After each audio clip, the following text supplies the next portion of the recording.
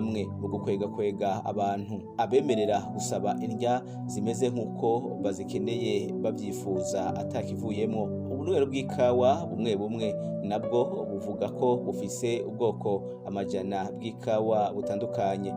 Mbere n'igihe umuntu ashaka kugura inzu canke imodoka aritonda agahitamwo iyikwije ivyo yifuza vyose. Ntitukiri mu bihe vya kera aho uburyo bwo guhitamwo bwari buke cane. Ubu umuntu ahitamwo ico agomvye.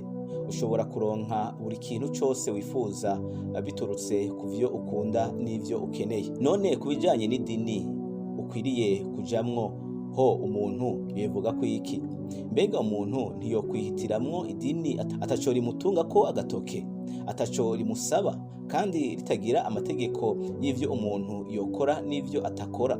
Amadini nk'ayo aruzuye nk'uko maze kubivuga. Umuntu yoca yibaza ariko ati none idini ni ikintu umuntu yohitamwo nka kurya umuntu ahitamwo akanovera k'ivyo gufungura?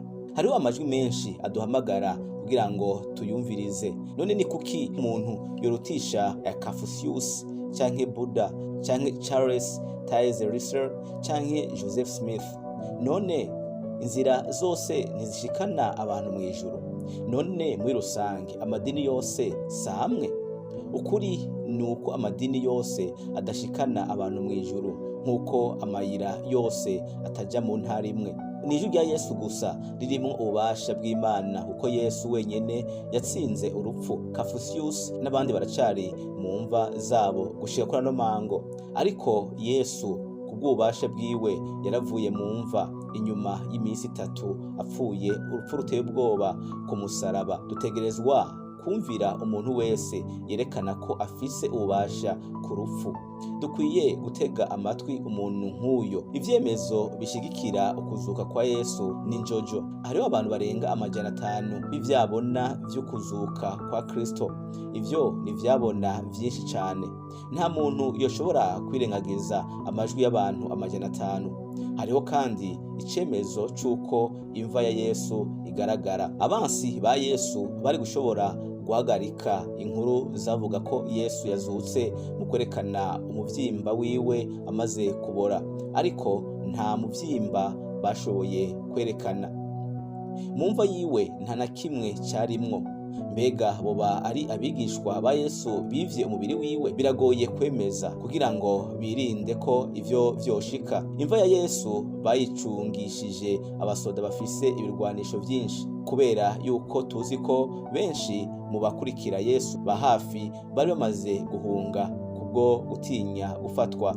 Rero ntivyari gushoboka ko ako kagwi gatoya k'abarovyi batekewe n'ubwoba aribo bari kuja guhangana n'abasoda bigishijwe neza ivya gisirikare. Ikindi nuko batari guheba ubuzima bwabo mu nyuma bakicwa bazira Yesu nkuko benshi muri bo bishwe mu gihe boba bashingira intahe ibinyoma. Muri make nta muntu numwe yoshobora guhakana ko Yesu yazutse. Ikindi naco nuko uwo muntu afise ububasha ku rupfu akwiye gutegwa amatwi. Yesu yerekanye ko afise ububasha ku rupfu. Kubw'ivyo rero dutegerezwa gutega amatwi ico Yesu avuga. Yesu avuga ko ari we wenyene nzira y'agakiza. Usome muri Yohana 14:6. Yesu simwe mu nzira nyinshi. Yesu niwe wenyene ari nzira, kandi ni uwo Yesu nyene avuga ati nimuze kuri jewe mwese abananiwe n'abaremerewe ndabaruhura.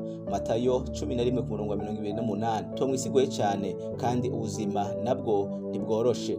Abenshi muri twebwe tugenda tuvirirana, twarakomeretse, twuzuye ko inkovu. Ivyo siko biri. None dukeneye iki? Dukeneye kunagurwa canke dukeneye idini gusa? Mbega dukeneye umucunguzi ari mu buzima canke dukeneye umwe mu bavugishwa bamaze gupfa? Twoba dukeneye imigenderanire mizima?